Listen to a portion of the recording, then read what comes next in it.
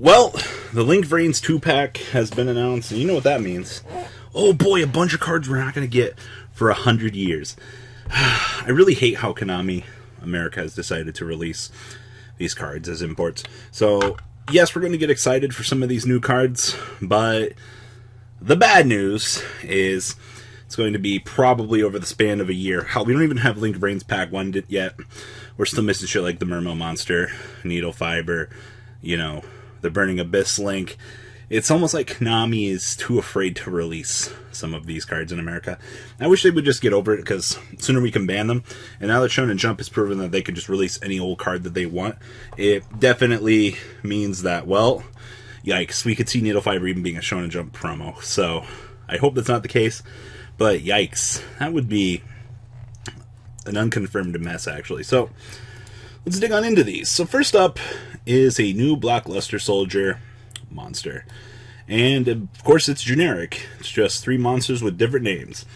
With the card's link, someone using a level 7 or higher monster cannot be targeted or destroyed by your opponent's card effects. That's right, ladies and gentlemen. It rewards you for producing a relatively large monster. So, for 3 different names, you can produce this super soldier that is basically immune to things with 3,000 attack.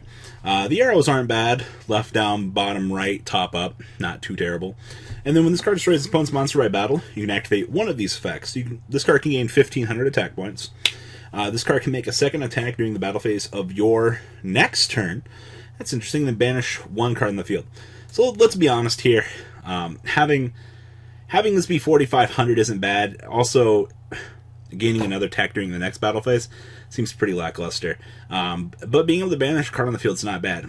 Our deck's going to play this. I think this one kind of falls short of what we were expecting, to be honest with you. I do like large monsters, yes. But something like this just kind of sucks. Like, if it was a second attack in that battle phase, oh yeah, decks would be using this shit because it would be a generic OTK generated card, but because it doesn't have, the next battle phase, like, yeah, no. big fail sandwich for me. So, they tried. I get where they were going with it, but it just, ugh. So, this is the new Thunder Dragon Link, and it is 2+ Thunder monsters to make this. Link 4, left, right, bottom, and then bottom right. Alright, let that sink in for a moment. That's a hell of a commitment. So you can only use this card's first effect name once per turn. Okay? So this card is Link Summon. Target one of your Thunder Dragon monsters that is banished or in your graveyard and apply this target's effect. Activates by discarding itself from the hand and then place it on the top or the bottom of the deck. So, this does allow you to clone a Thunder Dragon monster, but let me ask you the real question. When are we producing a Link 4 in a deck like Thunder Dragons to be able to get this off? A lot of commitment for things. If a Thunder monster you control is destroyed by battle, a card effect can banish up to 3 cards from your graveyard instead. So, I like that this does give you some sort of protection. It's still a lot of commitment to make for a 2,800. I think that this is cool. Did Thunder Dragons really need this? I'm going to be curious to see how soon they release this in the TCG, because we just got the Thunder Dragon set. We're getting Sofu here in a couple days, so it's not like it's in that set. So how soon are they going to release this to us in America? 6 months from now? I mean, this could be the saving card for the archetype, but man, like, it just seems so lackluster in its own right. Now, this one, Celestial Lord Parshat. Oh, hello. So, it is Link 3, 2,400, and they all point down. Alright, congratulations, something good here. Then I look at the restrictions, I'm like, 2+ fairies. Well, thanks for watching.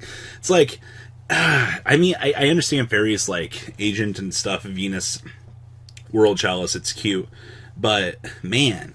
So, you can discard 1 card to add 1 the Sanctuary in the Sky, or 1 card that specifically lists the Ancient Sanctuary in the Sky and its text from your deck to your hand. And then if the Ancient Sanctuary is on the field, you can add 1 fairy monster instead. So, this is a 3 monster commitment to be able to search for something, and then you already have to discard on top of it. I don't know if they were worried for some odd reason that pushing a little bit too much here might have broke the card, but that discard clause is very costly, and it's almost strange.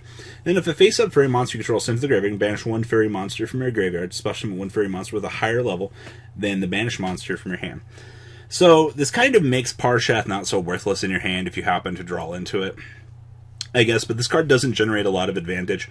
It's cool that it helps out the fairy archetype. I think this should have been a Link 2, personally.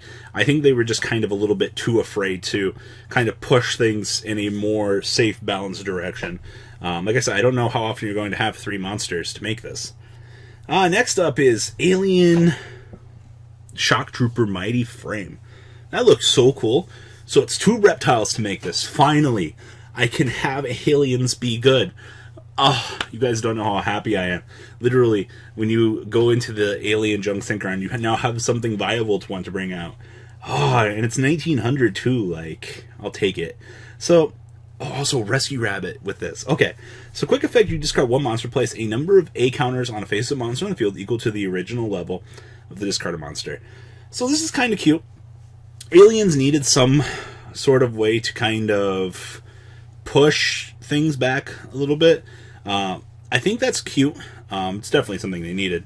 And then if this card is destroyed by battle card effect and sent to the graveyard, you can special summon any number of reptile monsters with different names from your graveyard, summon Link monsters up to the number of your opponent's cards they control with 8 counters. Oh my god, it floats. Okay. Whew. Sorry guys.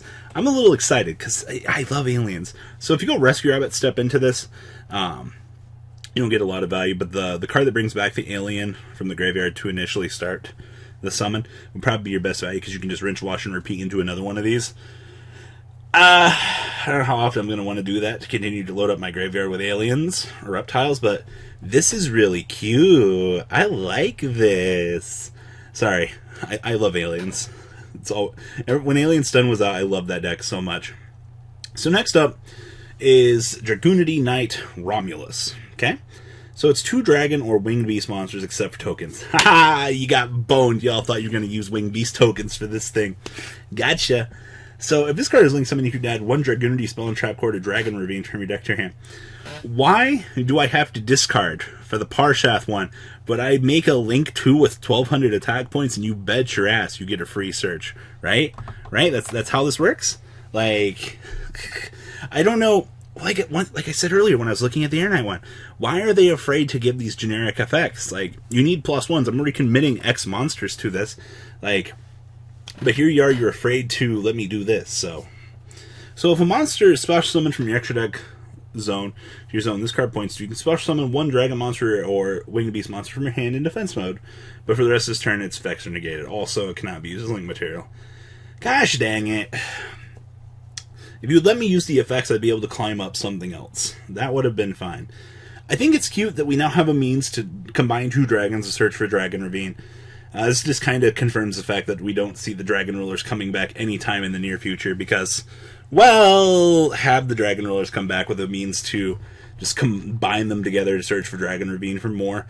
Seems a little bit broken in my opinion. I don't think we're going to let that be legal anytime soon. And then the last one is triple DDD, Abyss King Gilgamesh.